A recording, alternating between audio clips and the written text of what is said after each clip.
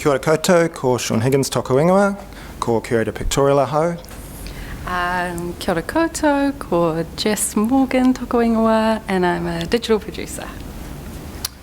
And thank you for the plug. Definitely go and see it at Adam, and the same exhibition will also be at the Hocken Library in September. So this is the second now, but it's ongoing. I'll just move this actually a little bit. So A Different Light is the result of collaboration between three institutions. It's quite exciting. We don't do that sort of thing enough, I think. So Auckland Museum, the Alexander Turnbull Library, and the Hocken Library in Dunedin. So we've kind of pulled together these three institutions, which are just coincidentally some of the largest photography collections in the country as well. And that was the whole idea, that how can we show the 19th century through showing these massive collections. Many of the photographs shown are deliberately everyday photographs of real life, real people, not necessarily exquisite, rare objects, although some of them are, but it's really that idea that you connect to the real people that were there. Some of them are amongst the earliest that remain. The exhibition tells the story of the experience of early photography, the technology involved, and the public's response. The exhibition is as much about the photography as it is about the photographer. This is something else that hasn't been done a lot. It's also an opportunity to apply a 21st century lens back to the 19th century and look at practice in photography, but also representation, commodification, and in particular to look at Māori photography in a Māori context, the people that were first photographed in Aotearoa, but also who feature in many, many studio portraits of the time. There's two sections in the exhibition that relate to our talk. We call them In the Studio and Open Access. And these sections together offer something of the experience of studio photography in the 19th century. After taking a studio portrait, which could take some time, you would be in front of a white sheet perhaps, or you might even be in front of a backdrop, and a photographer could offer you means of embellishing your photograph. So were you to like or not like your image, you could ask for it to be touched up. This might be little bits of gold for jewellery, this could be colours for clothing, which you can see in the first daguerreotype on the left. All of these things were an option that you could do. Any embellishment could be made whilst you wait, or you could come back, but of course it's expensive.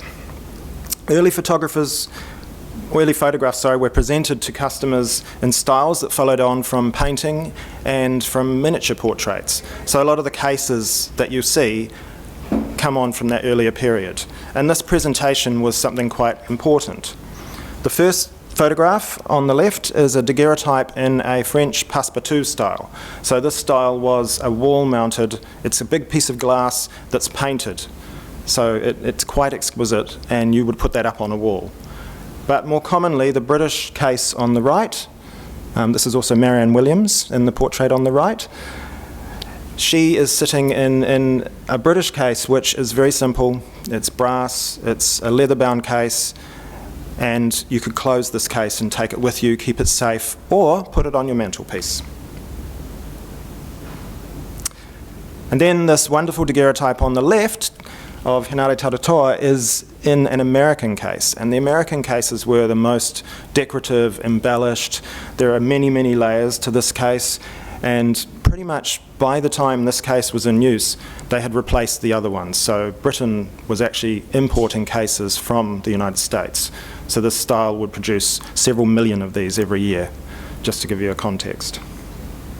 All of these are very, very expensive and well beyond the realm of everyday people. And I mentioned we want us to show everyday people. So what happens in the 1860s is the cases disappear and fade, and eventually you see the use of cardboard mounts like the photograph on the right, Joseph Messenger. So this is presented in an album. This is a carte de visite photograph inserted into an album. You can see it's heavily decorated. You could still have the same flair as you could with the expensive cases, but this is a much more affordable way of presenting. Same with this tiny tintype gem on the left, which is about the size of your thumbnail, but again presented in an elaborate cardboard case or mount. And as you can see on the right, you could also put photographs into lockets and jewellery and carry them as a keepsake. Thanks, Shaun. So for this exhibition, we wanted to create an interactive experience that was both engaging and accessible for visitors. A key feature of this interactive would be that it should allow visitors to have fun taking a photo of themselves in a 19th century portrait studio setting, with the aim of creating a personal connection with the content on display, whilst giving visitors an opportunity to learn about aspects of 19th century photography. We wanted to design an interactive that is simple and intuitive, ensuring that users of all ages and abilities can easily understand and enjoy the experience. We also ensured that the interactive was made available both in Te Reo and English, which is standard practice for our digital interactives across the museum. When creating a new in-house built digital interactive, we aimed to create a seamless and consistent user experience.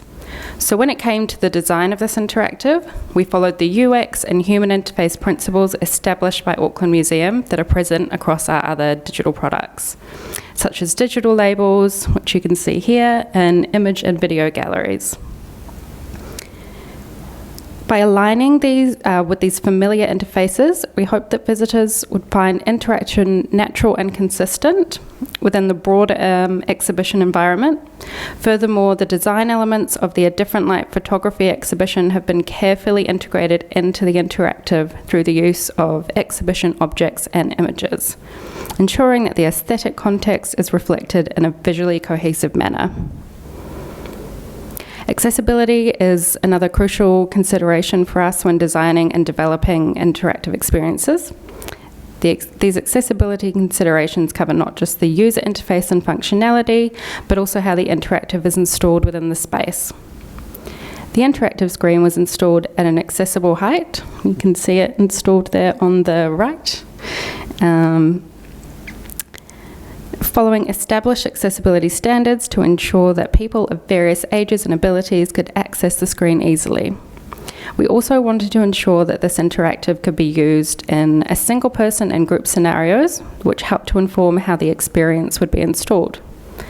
The screen and camera needed to be placed far enough away from the seating and backdrop to ensure that the full portrait of one or more visitors would be possible. We also ensured, already said that. So to facilitate the understanding of photographic methods and decoration during the 19th century, we incorporated several features into the interactive that reflected historical practices, like Shaun was talking about before. One key addition was an exposure time, which required visitors to remain still for a short period before their photo was taken, replicating the experience of sitting for a photograph in the 19th century. Additionally, we included the ability to add colour, as Shaun was describing, and the colour options within the interactive were carefully curated by our exhibition team and inspired by historical photographic objects within the exhibition. These colours were gold, light blue, pink, light green, which reflect the decorative hues available at the time. In addition to colouring, visitors could also apply mounts and frames to their photos using digitised versions or images taken from objects within the exhibition. We hope these decorative elements would further immerse visitors in the historical context, allowing them to engage with period-specific photographic presentation styles in a personalised way. Once visitors had finished decorating their photos, they then had the option to email the final image to themselves. This feature allowed them to keep a digital memento of their experience, share it with others, and continue engaging with the exhibition beyond their visit. By combining historical photographic techniques with modern digital interaction, we hope to bridge the past and present and deepen visitors' understanding of 19th century photography while providing them with a fun and memorable experience. The studio space was designed to let participants experience what it was like to sit for a photographic portrait. There are compromises necessary for this, so a traditional photographic portrait could last quite some time, and up to a minute, So we can't really ask our visitors to sit for up to a minute, or no one else will get a turn. Also, due to the inside aspect of a museum gallery, we had to forego the option of a open rooftop studio. Most studios in the 19th century used natural light, a bit like the light up here, and you would have big windows on the surface, and that was actually how you got your lighting.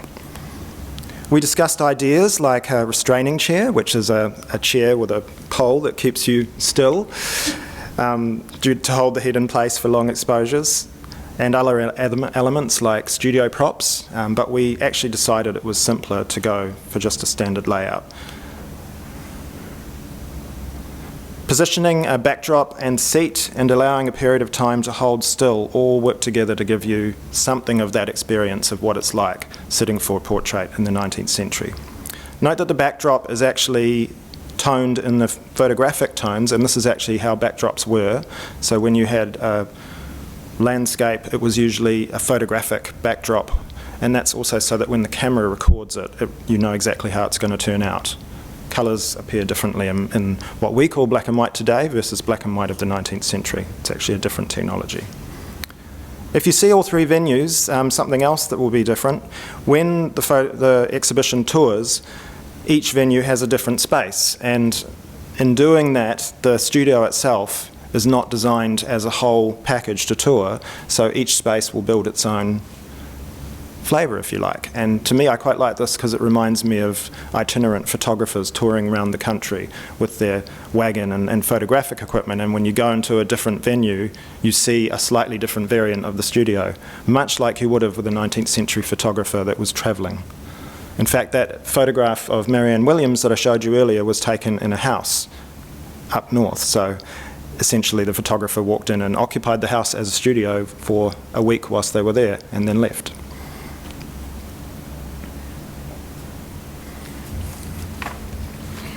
So the development of the digital interactive began with a comprehensive brief, which was collaboratively written by me, our interpretive planner Katie, and one of our exhibition curators, Shaun. This brief outlined the project's objectives, key content, and the intended visitor experience. Once finalised, the brief was presented to our in-house development team, which is made up of one front-end and one back-end developer, ensuring that they had a clear understanding of the project's goals before proceeding with technical planning. Following this briefing, the developers and I engaged with the technology and service delivery teams to discuss the technical aspects of deployment.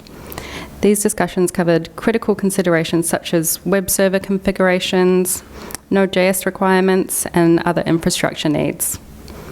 The insights gathered from these meetings fed into the overarching technology and digital development plan, ensuring that the interactive would be robust, easily integrated into the institution's existing digital ecosystem, and be able to travel and be installed at partner institutions.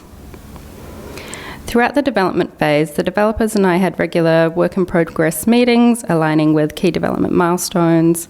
These check-ins facilitated ongoing progress tracking, issue resolution, and alignment with the project's objectives. At specific points, the curator and exhibitions project team members were also involved, providing essential feedback to refine the interactive.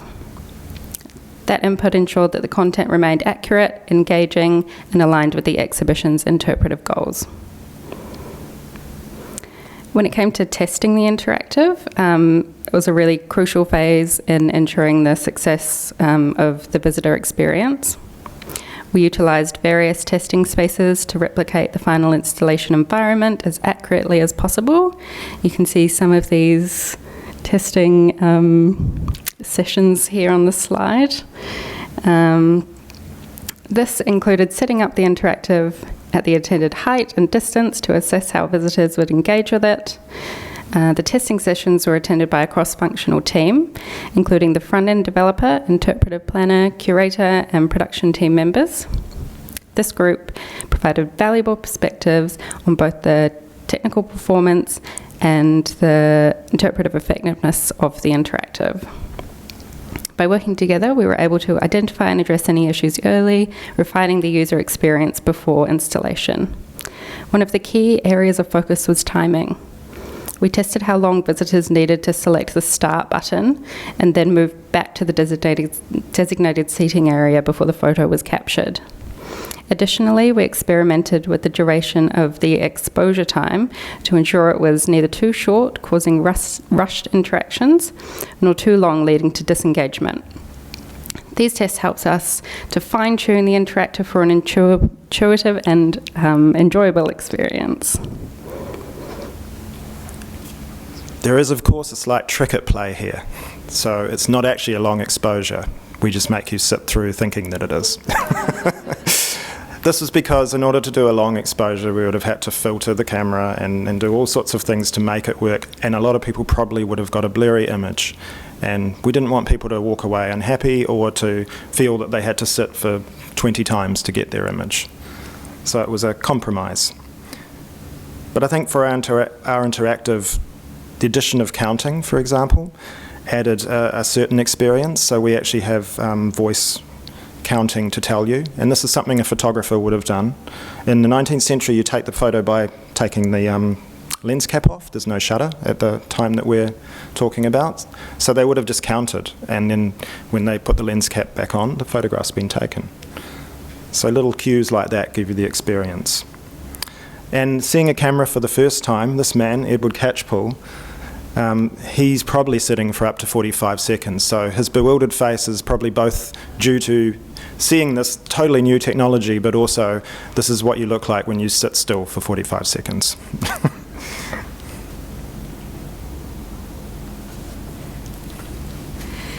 So once the interactive was installed, we conducted final on-site tests before the exhibition opened to the public.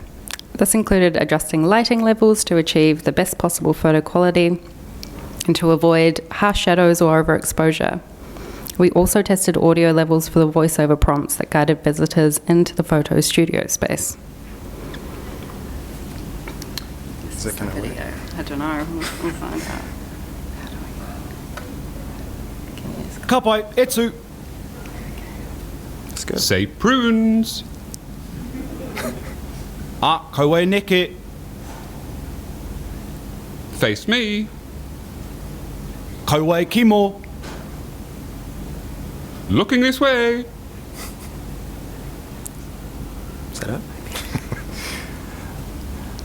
So the bilingual voices add a further feeling of being there, repeating common phrases that a photographer would have used. One thing you might notice is we chose a British accent for the English voice, and that's because people didn't really speak like me in the 19th century. So we tried to be close to what the accents would be at the time.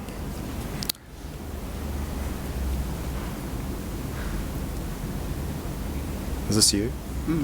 Sorry. Ka pai, etu.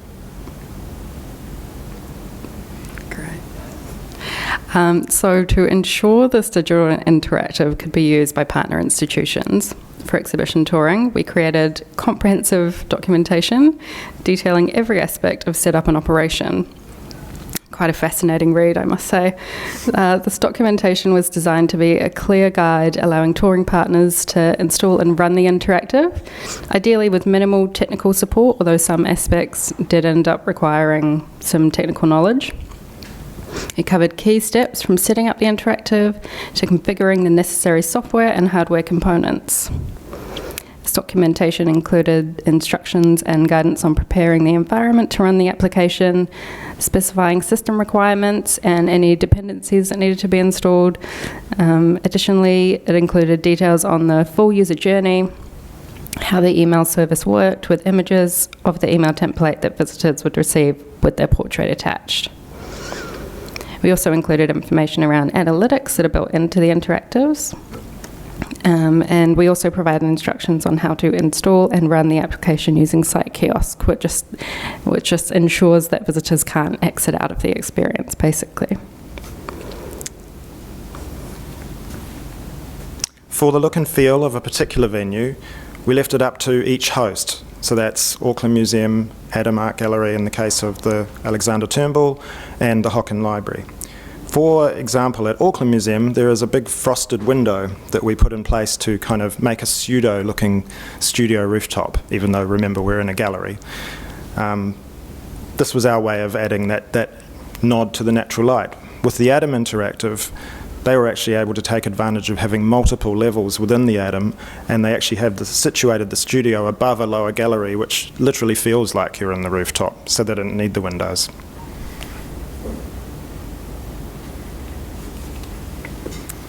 Okay, so a little bit on the outcomes and visitor engagement. Engagement with the interactive demonstrated pretty strong levels of participation and interest. Over the exhibition duration, which is around 5 to 6 months, an average of 1,500 visitors engaged with the interactive per week, and that accounted for approximately 30%, which is pretty good for our digital offerings at the museum. On average, about 500 visitors per week chose to use the email feature, which was around 35% of people using the interactive.